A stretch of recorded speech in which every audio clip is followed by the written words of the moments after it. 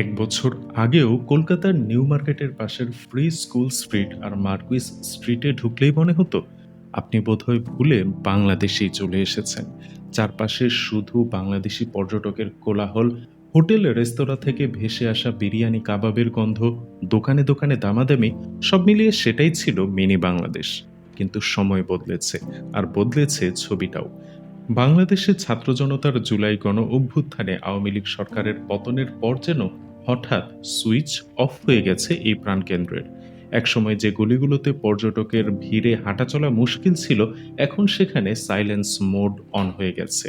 গাড়ির হর্ন না, শোনা যায় দোকানদারদের দীর্ঘশ্বাস। ব্যবসায়ীদের হিসাব বলছে শুধু এই মিনি বাংলাদেশ এলাকায় এক বছরে উড়ে গেছে ১,০০০ কোটি রুপিরও বেশি ব্যবসা। নিউ মার্কেট আর বুর্রা বাজার মিলিয়ে ক্ষতির অঙ্ক দাঁড়াচ্ছে ৫,০০০ কোটিরও উপরে। আগে প্রতিদিন হোটেল, খাবার দোকান, ট্রাভেল এজেন্সি, মানি এক্সচেঞ্জ, চিকিৎসা আর পরিবহন খাত মিলিয়ে প্রায় ৩ কোটি রুপির লেনদেন হতো। এখন সেই ব্যস্ত দিনগুলো কেবলই স্মৃতি। সবচাইতে বেশি ক্ষতির মুখোমুখি Marquis Street, Free School Street, Collins Street এলাকার প্রায় ২ শতাধিক হোটেল ও গেস্ট হাউস এবং ৩,০০০-এর বেশি নানা ধরনের দোকান। গেস্ট হাউসগুলোতে আগে ৯০% পর্যন্ত ভরা থাকতো বাংলাদেশি পর্যটকে, বাকিরা থাকতেন ভারতীয়। এখন ভিসা নিয়ে কড়াকড়ির ফলে আকাশছোঁয়া ডিসকাউন্ট দিয়েও পর্যটক পাচ্ছেন না ব্যবসায়ীরা। বাসে আগে দল বেঁধে আসতো পর্যটকরা, পার্কিং স্পট পাওয়া ছিল যুদ্ধের মতো ব্যাপার। আর এখন মাস পার হয়ে যায় একজন বাংলাদেশি পর্যটকের মুখ না দেখেই। মানি এক্সচেঞ্জ ব্যবসা কার্যত বন্ধই হয়ে গেছে। রেস্তোরাঁগুলোর অবস্থা টালমাটাল। মাঝারি ও ছোট রেস্তোরাঁগুলোর প্রায় ৪০% গুটিয়ে গেছে, বড়গুলো মেনু ছোট করে টিকে আছে কোনোভাবে। সামগ্রিকভাবে রেস্টুরেন্ট খাতের ব্যবসা ৭০%-এর মতো নাই হয়ে গেছে গত জুলাইয়ের পর থেকে, এমনটাই জানা গিয়েছে টাইমস অফ ইন্ডিয়ার এক প্রতিবেদন থেকে। মানি এক্সচেঞ্জ ব্যবসা, সিম কার্ড বিক্রেতা ও অন্যান্য সেবাদাতারাও মারাত্মক ক্ষতির সম্মুখীন।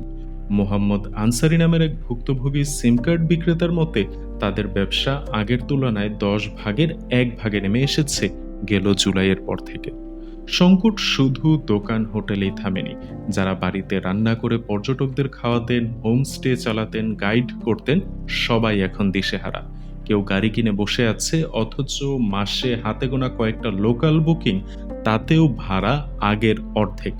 ইএমআই এর চাপে অনেকেই মানসিকভাবে ভেঙে পড়েছে।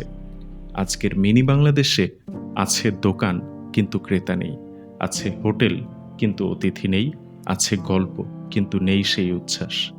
চাতক পাখির মতো কলকাতার ব্যবসায়ীরা দিন গুনছেন, কবে আবার ফিরবে সেই কোলাহল, হাসি আর ব্যবসার সোনালী দিনগুলো। এ যেন মান্নাদের কণ্ঠে জীবন্ত হয়ে ওঠা সেই বিখ্যাত গানেরই বাস্তব রূপ। কফি হাউসের সেই আড্ডাটা আর নেই, আর নেই। কোথায় হারিয়ে গেল সোনালি বিকেল, সেই আর নেই।